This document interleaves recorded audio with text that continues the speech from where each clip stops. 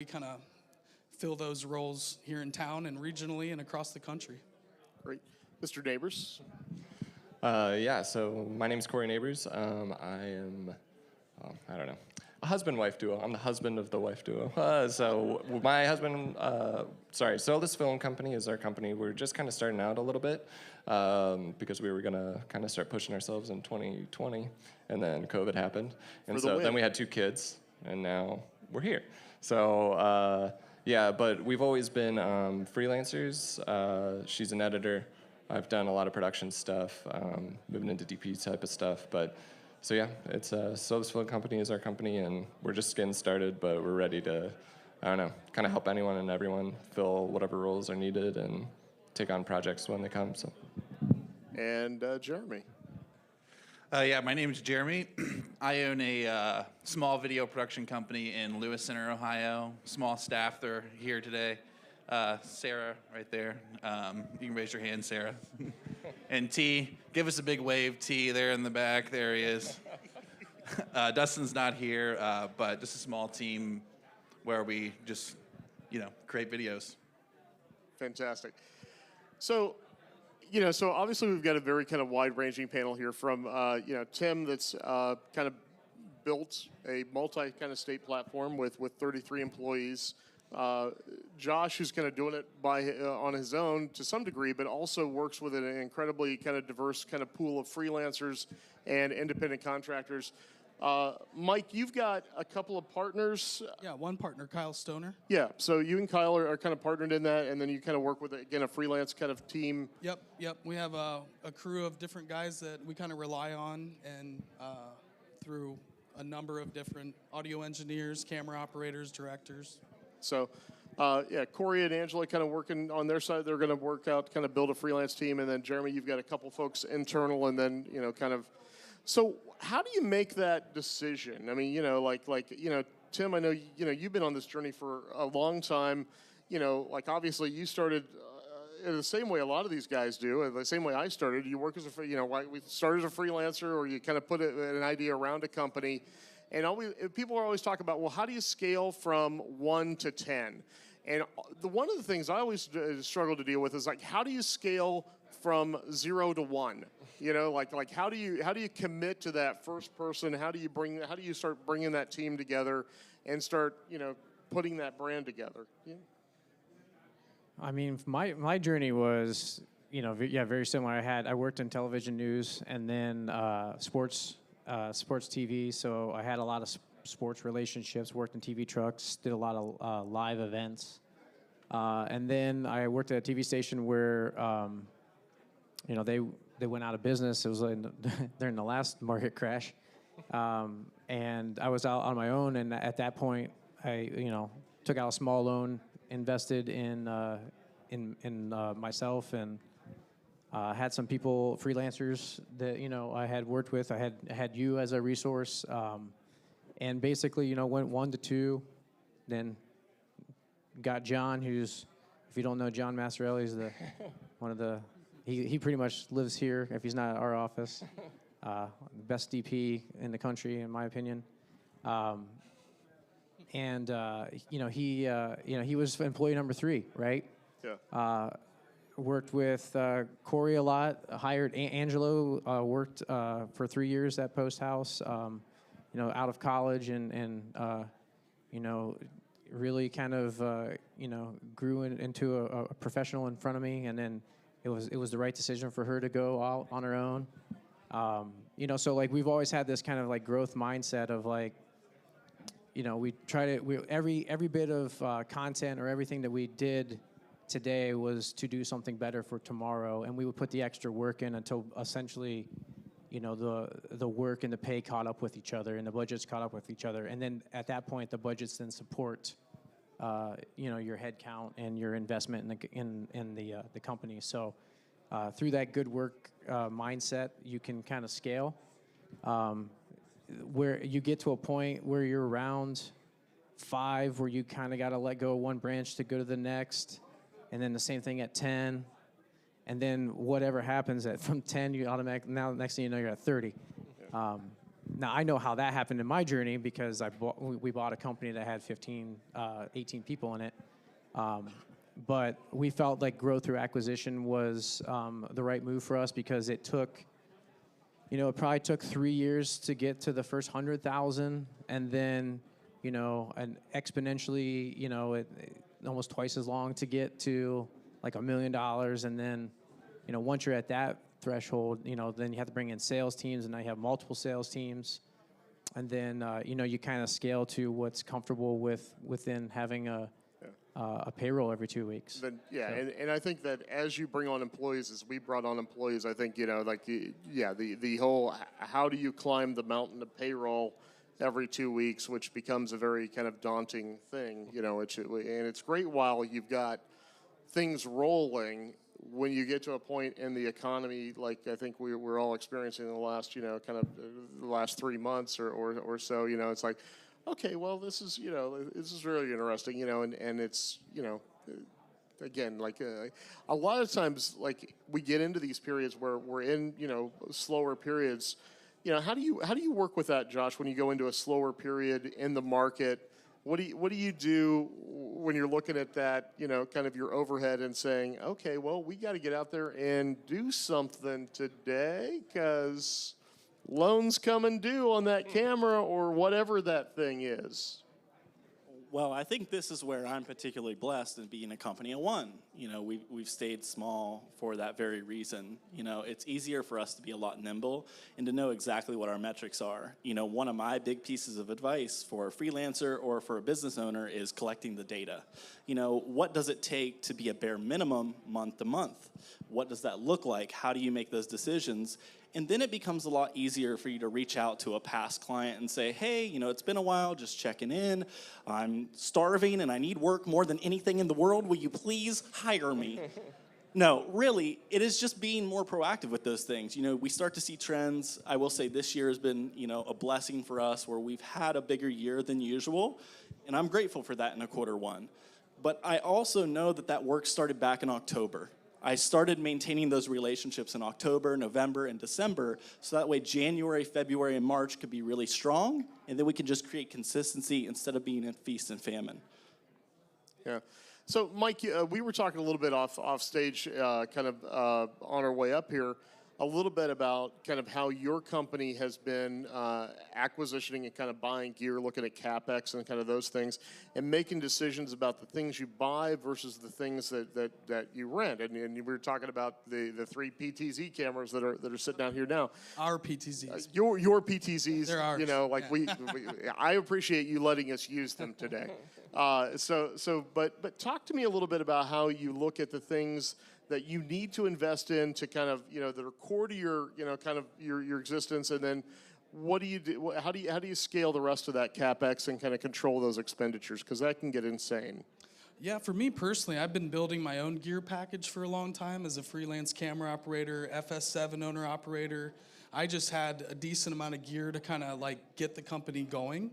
And then, of course, renting the ancillary parts from you guys and building that. And then once the company was formed and we realized in terms of like PC power, computers, hardware, streaming devices, cabling, those are kind of like the basics of like, this is the stuff that we need to put on a show. So we have our basics, which our small little live stream podcast studio is like eaten up every little piece of gear that we have here recently. So our PTZs that we used to bring on productions are just, they're great for a podcast, but in terms of like doing higher end shoots with, they just weren't cutting it in terms of the quality. So those are now in our live stream studio. And for example, these 3 PTZs you see above us, we utilize, I can't tell you how many times a year, but once you guys came out with those, it's just a price point that for us as a growing company, for 3 of them is just really, really, really difficult. So we've kind of grown with necessity, really. And when we get to a pinch point where it's like, we can't hold this off anymore, we need this piece of gear because we're using it so much, or but a lot of our investments has been PC power, being involved with live streaming and monitors and cabling. So, we kind of grow to a point where we absolutely have to face something, and then it's let's make a decision and move forward, whether it's a purchase or, for example, we just expanded our office into another small space.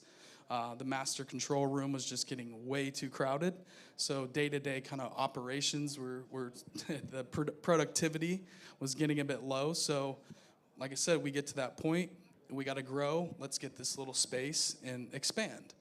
And that's kind of how we've done it from the beginning, and it seemed to be working out. So, but we rent, as many things for us, renting is to up the production value beyond what we have in our gear room. Yeah.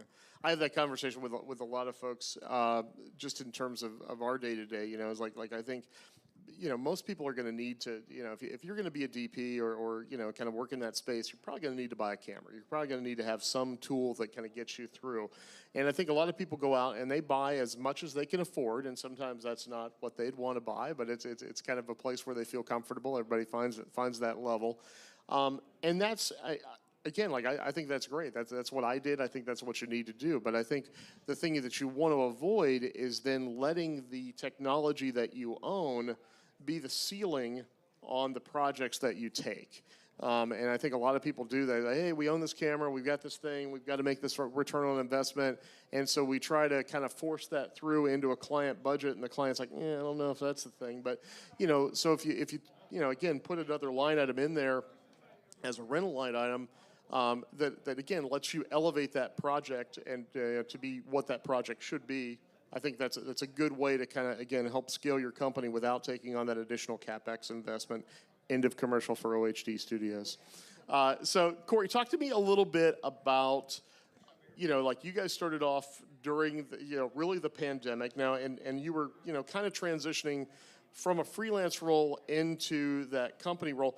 How difficult is that to make that turn to say, because I always know when I started saying my company name versus my own name, I was always like, well, it's Ohio HD or it's Scott Hill. It always felt like awkward of like, no, it's a real company. Like you get that defensive kind of thing. No, it's a thing. You haven't heard it yet, but it's a thing. How do you make that turn, and that distinction to say, hey, here's my company, here's my brand, and start establishing what that brand is? It's a lot of awkward conversations. It's a lot of just I think awkward feelings, and any time, and especially during a time like COVID, you're just trying to maintain relationships of who you've maintained relationships with forever for freelancing, and then at the same time trying to be oh, also you could hire us without squashing relationships you've built with other companies. That's the fine line of kind of trying to start out any sort of company is you build relationships, especially in this industry, with plenty of people. Tim gave me one of the biggest starts at his company because my wife worked with him, and I got to go on sets with him, and which introduced me to you. So it's that fine line balance of you're trying to use relationships you've met elsewhere, but not cross lines, and you're not trying to do those things. All the meanwhile too being and it's not just me. It's I am a company, while also being keeping low overhead right now while we're doing that. And so I think a lot of it though is you kind of just awkwardly go through that rough portion at first until you can kind of establish who you are as a company, and we're finding our footing on that because who knows? My wife is oh, maybe we'll hire people. And maybe we won't. Who knows? Maybe we do keep an overhead of just us because we've got a good buddy that does that, and it's just him. But and then he hires out. So it's that balance though. At first, you kind of just almost need to ram your company name through that awkwardness until it finally gets to the point that you're yeah, this is who we are, and we're gonna find ourselves along the way. And we'll figure out what we want to do, in the long run, kind of in that. Because this industry is changing so fast already. And then, starting a company on top of all of it is, you're going to have to figure it out as you're going. And you're going to have to figure out who you are and, kind of where you're going is the next steps, as you go. Yeah. Jeremy, I really am. It was nice you called out your team here. And I think you do have a really awesome team. I've talked with T and yeah. So no, you've got a great team. Like, how do you? How have you been able to kind of recruit that team and put that team together? What's that? What are you looking for out there? I tend to value just good people over skills. And personally, I feel like we're all capable of growing into any position. I obviously believe in talent, but I also believe in that hard work can help you grow into being a DP or a gaffer or anyone really on set if you work hard enough. And so when I'm interviewing, I kind of just try to feel out if I feel like this person, is a hard worker who's invested in growing over the skills or like a degree or something like that. Not to say like I have a very talented team. I actually do. I got really lucky with them. But in the interview process, I try to value just like personality. That's awesome. So, one of the things I think, there's a couple things that happen in this business as you kind of come together. There's like, part of it is imposter syndrome. And I think, like we all have suffered from that at one time or another. And then the other thing is like the amazing fantasies that we all put out on social media about how fabulous our lives are and how easy the success was. So I would like to dive into that a little bit because I think people on the outside sometimes are like, man, that company gets all the breaks, or that company, like, man, they've had it so easy. They're doing such cool things. Like, what, like in my company, God, I'm working my ass off over here, and I can't seem to get traction for shit. Why do those guys, kind of, why is it so easy for them? Josh, you got a thought?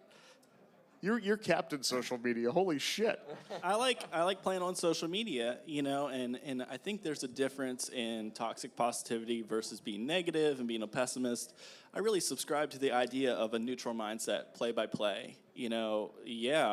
I think when we look at social media, the thing that I always encourage creatives to not do is to look at other people and say, I wish I had that, or if only I had this. And we almost discredit what that person is doing. What's been useful for me in social media has been looking at other people and asking, how are they doing that? What value are they offering? What can I learn? And then, with myself, it's like, yeah, it does seem like everything's happy-go-lucky on social media. I'm not going to sit here and cry and complain when things are tough, but I'm also not going to lie about the situation. For me, I think it really comes down to taking it play by play. What's good, what's bad, what do I have to do? If I get a great win tomorrow, I'm not going to celebrate for the next month. I'm going to celebrate in that moment, and I'm going to move on to the next thing. If I have a tough situation, like a negotiation, I had one yesterday, I had to let someone go, like on a creative standpoint because they just didn't have the budget to support it. That's an awkward conversation, but it's an opportunity to be open and to be honest with them and to see your values. So when I think about social media, it's like, how do we know our story and how do we put our story out there, and then how do we connect with people with that story? Because it's not about likes, it's not about views, it's about connection. At least that's what I exist for online. That's what I get, that's my metric, that's how I measure it. Anybody else have a thought on kind of, some of the real life struggles that are, what are the challenges that you see? Like, as you've scaled this business, holy Toledo, right? There's got to be a million things that you did not see coming down the road that you're like, oh, wow. Yeah, my cousin, he has a shop out of Buffalo, and he's been my mentor since I was probably in 8th grade. I think I started editing with him like way back then. Like I went and take your kid to work today, but I went and hung out with my cousin Andy. And he has a great quote that I often think about is that, everyone out there sees, might see you on this riding this great lion across the desert and you're the king of the jungle, right, on top of the lion. But, his reality is that you're riding this lion, but you're also trying not to get eaten by that lion. Yeah. And I think about that quote a lot. And I probably botched that quote, but the sentiment is there that, you care so much for your business and the people who are in your business and the community that is around the business, that you're kind of maybe led by fear to not get eaten by it, so like you don't let other people down.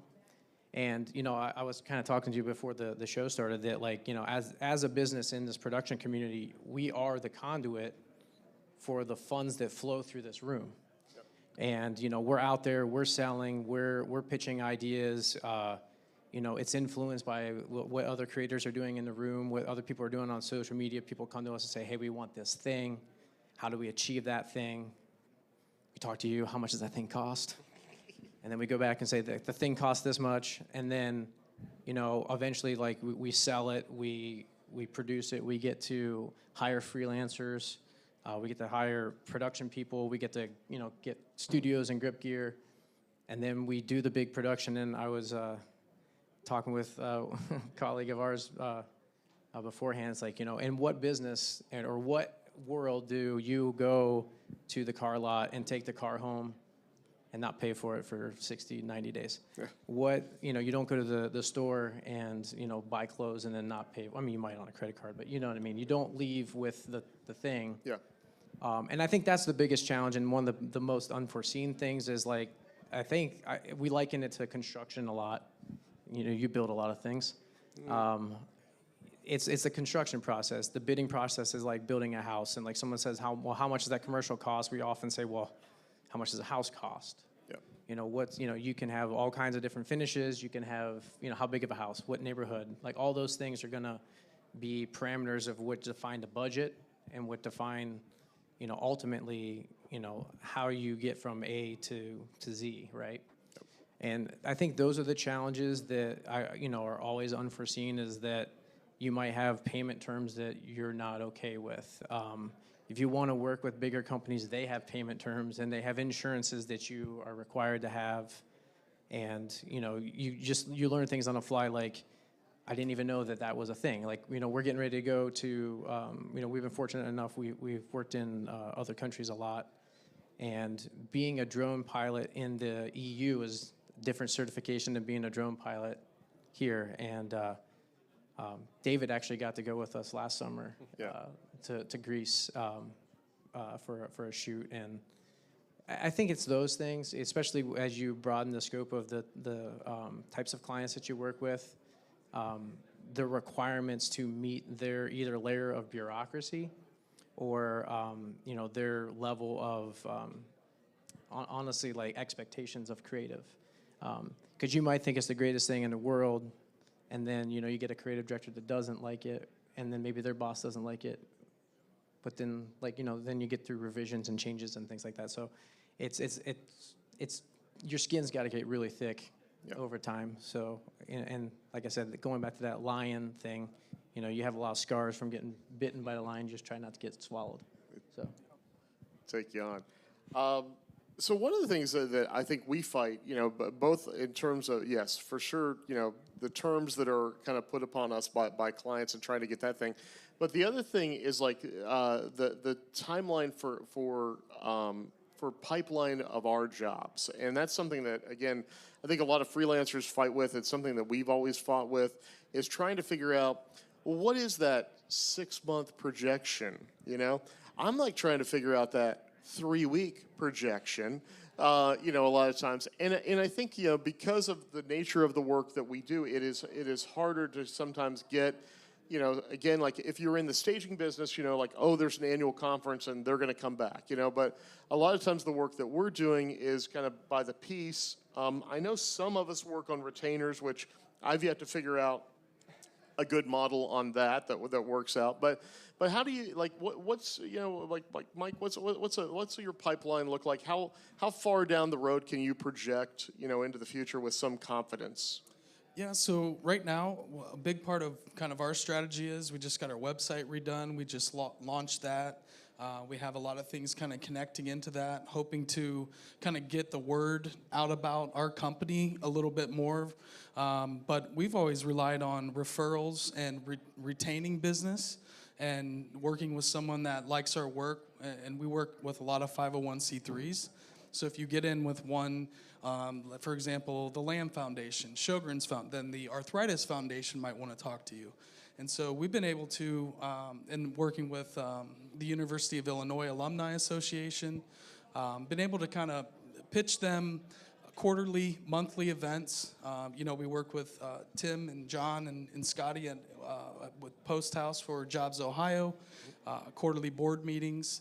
So, that's always been a model for us, is like, how do we get more of those clients that are on this kind of repeat schedule versus a one-off shoot? And we still have a lot of those, but we've been good at positioning ourselves to pitch them that, hey, you can do a live event once a year that's kind of a big hybrid virtual event, or you can do quarterly events that's a virtual only to stay in contact with all your patients or your employees or your clients or whoever it is.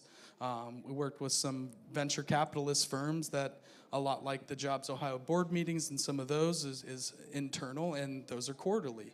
Those are monthly. So being kind of in that live stream niche, we've been fortunate to keep building those client lists of repeatable business, and that's really helped us out a lot.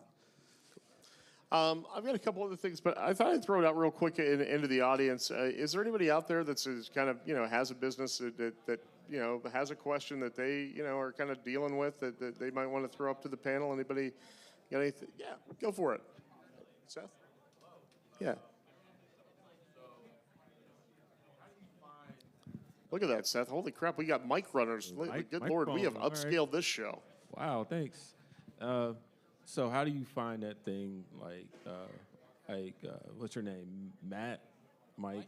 Mike, yeah. So, you kind of named the kind of lanes that you got into. Did you just try a bunch of things first, or? Yeah, so we did a lot of the regional production for concerts and festivals in town.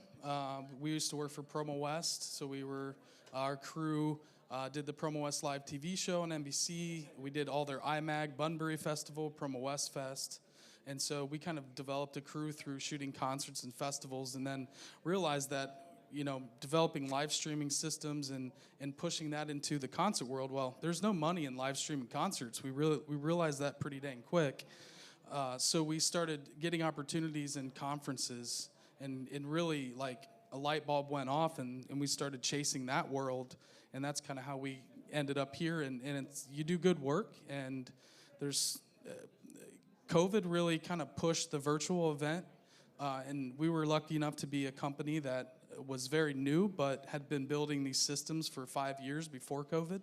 We had been doing conferences and festivals and live streaming and live events for a while, and developing that technology where it can take a few years to dial in your systems. And so we kind of filled that here in town, and then grew it out a bit more nationally. But like I said, referrals is putting on good shows. That's all I can say, is making it look sharp, making it look good. And that's been our biggest asset, is attention to detail, I think, with how the show looks and feels, and how much energy we're putting into it and working with the client to make it awesome.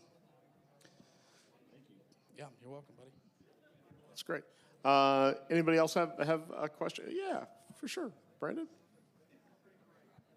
So I see a lot of different niches up here in terms of companies and what you all do. So when do you decide your niche, and when to stop technically expanding and just kind of like focus on what you're really good at and saying, okay, this is the tier that I'm going to stay at. Live events, I'm going to leave it to those guys. Or concerts and bands, I'm going to leave it to these guys. Anybody want to? Yeah, sure. Why not? I was thinking, like, yeah, you found your niche and you found your level, right? Because I don't know that you or I don't think we have. I can tell you that I knew pretty quick that I didn't want to be in the rental business. So I let you have that one. I knew that we couldn't be as narrow focused as just editorial. And, that's kind of where the heritage of Post House Creative comes from. It was like, we were a post-production house. And then we started doing creative work, because like we felt like we could do we could tailor the whole process to be a little bit better. And then as we continue to expand, it's not necessarily niches that we're like, we're not just a digital agency, we're not just an editorial company, we're not just a production company. We're more finding our wings in the niches of business silos. So, sports marketing, we do a lot in sports marketing. We do a lot in like real estate development. And within those lines of services, we have, or within those lines of businesses, we have lots of different layers of services, like even down to like, public relations. Media buying, all these things that like I still scratch my head up. We got great people for that. Like, hey, I can find you the answer. Talk to Greg.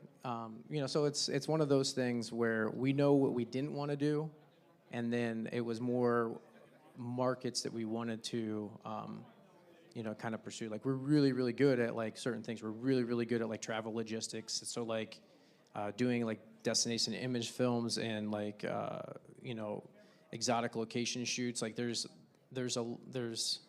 value in that because you have to get locked up in a room and pay someone to get out. And you have to kind of have that experience to know to not do that or take a bunch of Euros with you or, Colonus or whatever you're going. So all the things. Yeah. Yeah, no, it's Corey, do you want to address that one for a little bit? Because you're probably still investigating what niche you're kind of looking at. Yeah, and I think it's funny, too, because, like, my wife and I probably disagree on where we might be going, too. So that's, I think, for us, like, we check in with each other all the time. Like, where are we going next? And I feel like we're definitely going to eventually hit a point, and there's, with any business, like, you start to hit points where it's like, you can either keep expanding, or you can say to yourself, this is kind of okay where we're at, and the expansion stops at, like, like getting more employees or like a bigger building or anything like that. And I feel like it's always going to be something where, in a time where we never slow down, like we just kind of have to, because like some people can handle it. I don't think I can handle like 30 employees like Tim can. Tim's got an awesome business mind that I just don't think I totally have. And maybe I'll grow into it and then feel that way in 10 plus years. And I don't think I can run 2 buildings like Scott does, one in Kentucky. But I think it's one of those, like, if we're not stopping ourselves enough to question, like, our next steps, you'll get into that weird position where you're kind of, like, in over your head or whatever. But I think it's that check-in and also having people that are with you in your company that you can do that to say, like, where are we going next? Is it something that, like, we want to do? Like, I also don't want to enter the rental game. That is not anything I want to do. But that thing of we want to do production, and my wife is an editor, and she loves it, and it's like, yeah, like, but do we want to start saying, like, let's do, like, way more graphics work, or, like, I'll start directing more instead of wanting to shoot. And it's that weird thing of, I think every stage and every step, you kind of just keep questioning yourself until you feel that comfortability to either stop and change directions or just like kind of keep trudging along until, yeah, you kind of like max out yourself, and then you say, yeah, this is like kind of where I'm gonna sit now, and being okay with that, I guess.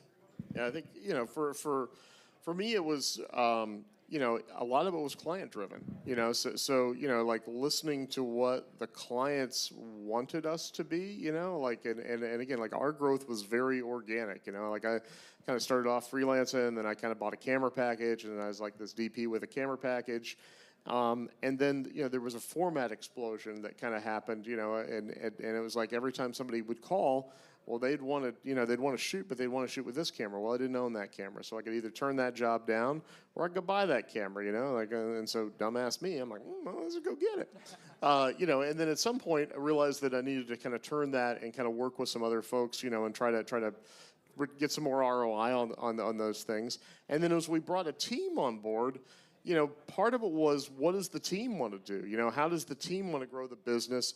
Because, like, if I don't have their buy-in, then it's not going to go anyplace anyway. So like, and really, as we continue to grow this business, it really is about the leadership team and kind of how we make decisions as a company, because some of these decisions I probably wouldn't make. And again, this year's been kind of an interesting year for me with my wife's healthcare story, and I've taken a step back, and so these guys want to keep growing and kind of doing some things, and they've got goals and things that they want to accomplish in this business that I'm happy to let them run and kind of accomplish some of that stuff, and fortunately they're willing to let me go deal with what I need to deal with. So looks like I've gotten a 5-minute warning. So one of the things I did want to hit with you guys is a little bit about the future, because there's been so much about AI right now, and especially in our business. How do you guys look at, future trends, future changes, and then look at your business and try to say, okay, well, that's what I think the future is going to be. Good luck. And yeah, Jeremy, I'm looking right at you. So this is your vamp up. Why I'm going to talk while you can think about this. But how do you look at those trends? How do you look at the news coming, and then say, all right, well, how can my business kind of adapt to what these trends are going to be, and we move this forward? Or do you say, you know what, my business is my business, and the world's going to trend and do what it does. We're going to service our customers this way. How do you look at that? Yeah, and this is my answer, both of those, actually. I personally have gotten to a place with my business where it's very team-oriented, where everything's a collaborative effort. In the earlier years, a little personal here, but I definitely operated out of a place of insecurity where I just wanted more and more projects, and that kind of manifested its own thing, and had, toxicities in and of itself. But I reached a point in my business where I decided, what, this isn't about filling this whatever void I have that I need to fill. I got to the point where, this is a team effort, and we are going to create out of our collaborative creative visions. So a lot of times we'll sit around the table and form a concept. So I wanted to preface it with that. I definitely resonate with the, this is my business, and this is kind of where I'm going, and the world will just, do what it wants, just because I'm happier that way. And I think it's just a tremendous amount of insecurity and anxiety that comes from the unknown. So just leaning into what I know that's proven, and what I feel is us, and I don't want to change us for that reason. And that may lead in a not fun place, but it may lead in a great place. Anybody else want to lean into that kind of idea of how do we, how do you look at the future? How do how do we deal with the trends that are coming down the way? I love AI. I'm playing with AI constantly.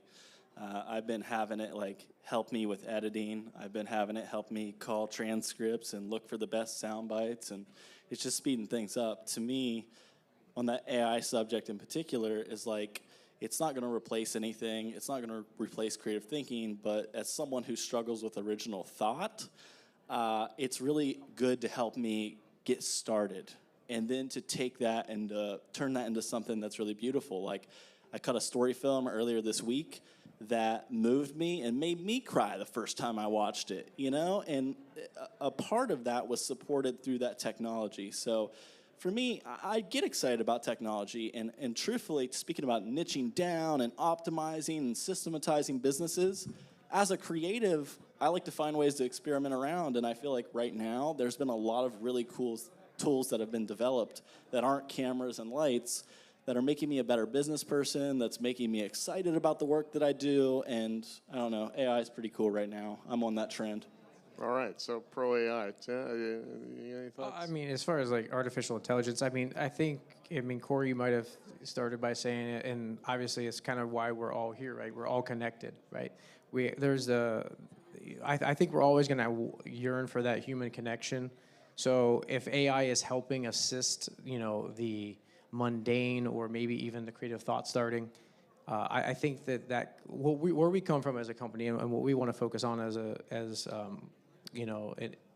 industry professionals is we want to bring that level of customer service, that level of human connection, to where you can lean on relationships when,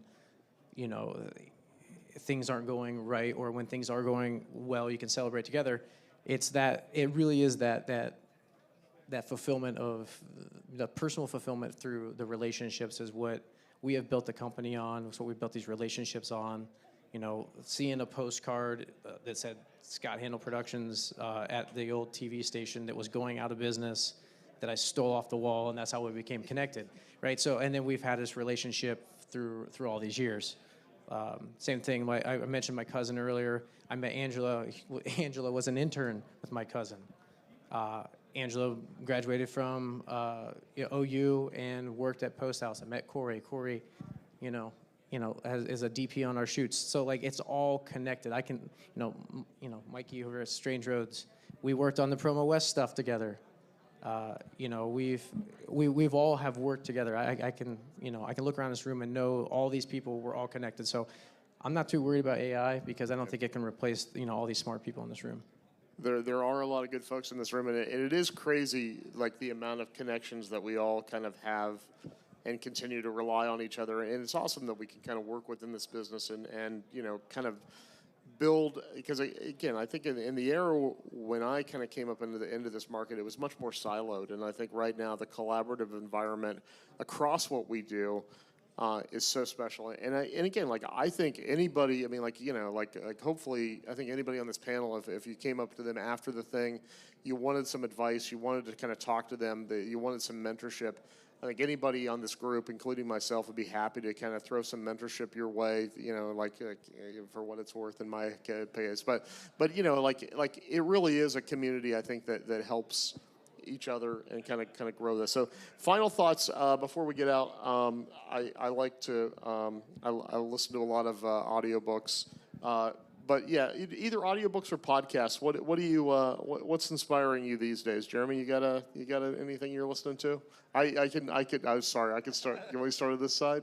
I'll do mine. I do a lot of things. Patrick Lenciani. I probably murdered his name, but he does a lot of things on kind of teams, and his books are written very kind of in a narrative style. Which he kind of illustrates a point through a story, which makes it very approachable. So he's got 5 or 6 different books out there. That like The 5 Dysfunction of a Team is a great book, and there's a lot of stuff. I think there's like 3 signs you have a meaningless job, which is actually kind of a really good way of like dialing in to try to figure out how to get what you should be doing in your job to make it meaningful. Some things like that, and then so it looks like you. Yeah, my wife bought me this book that the Daniels put together after creating Everything Everywhere All at Once. Really interesting to see like their heart behind the film, and definitely would recommend it. It's like a textbook on their site. It's definitely different format, like not a traditional reading, but lots of weird pictures and stuff. But it's definitely inspiring to me. Corey, you got anything you're taking inspiration from these days? Not too much. I have a 5-month-old, so right now my free time's like a lot of just trying to like relax and rest and. There is no better mentor or motivator than a hungry mouth to feed. I often tell people like I didn't get traction in my business until my daughter was born, and then because again when you're out there by yourself, fine. You get married, it's like she knew what she got into, she can fend for herself. And then when the baby shows up, it's like, oh shit, I gotta run this, and so that was definitely feet on the floor, got some traction. Let's go. Mikey, I hear the Strange Road podcast is a good one. Yeah, I mean we're trying to get a little traction going with what we got going on down in our little studio, but a lot of my time is listening to other people's shows before we have guests, so I can get an idea of who they are, what they are. Trying to read as many books. Like we have a guy that we're working with right now that talks about stone chambers in New England, and so I don't know a lot about that, so I bought his book and I'm reading his book. But I've read a lot of entrepreneurial books from when I was in my mid-20s. Robert Kiyosaki, How to Win Friends and Influence People, Cash Flow Quadrant, some of these kind of old school, I guess you could say a lot of kind of motivational speakers throughout the years have tapped into these books, but I've always had an entrepreneurial heart, and always, even before I started a business, I was reading those kind of books, trying to figure out how to become an entrepreneur. And but a lot of my time is spent doing research for guests and reading research materials for podcast episodes lately. All right. Josh, got anything you'd share, kind of quickly? I'm a book guy, so I like books. I'll just say Adam Grant's book, Give and Take. I read it once a year. I think as being a creative, it can be really hard. Lots of that imposter syndrome that you were talking about. That book really showed me where my shortcomings were, where my strong points were, and it gave me a lot of scientific language around how to actually be a better partner for my company, for my crew, for my clients, and all those sort of things. So Adam Grant's book, Give and Take. I love that book. All right, Tim. I mean, to be honest, I sit in silence a lot, especially on my commute. There's a lot of chatter throughout the day, so I kind of take that time to think. But Win Friends and Influence People, I've read a few times. It's a really I usually recommend that book to people.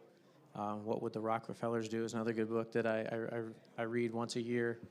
And then, I find a lot of inspiration just through, hockey is a big part of my life and my family's life. And, so there's a lot of good takeaways from that sport, and just being, kind of unwritten rules and codes and etiquettes and that sort of thing. And then also, it's a team game, and, it's a team business.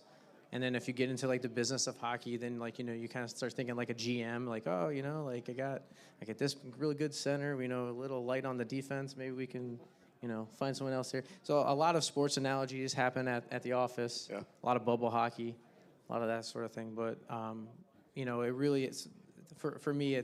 I take that drive to be silent, but then kind of find the time to read those books that are the entrepreneurial books is a lot of the inspiration. I mean, that's the point of my life right now. There's a lot of stuff out there, and again, I listen to a lot of things, and really, it's more just the quantity of things, because I may read a whole book and get one thing out of it, and it's okay, that's the thing we're going to take, and it's you spark to it. But anyway, great panel. You guys did a great job. I think we survived it. Everybody made it through. Audience is appreciative. And, you guys did a great job, and we'll be back in a bit, right?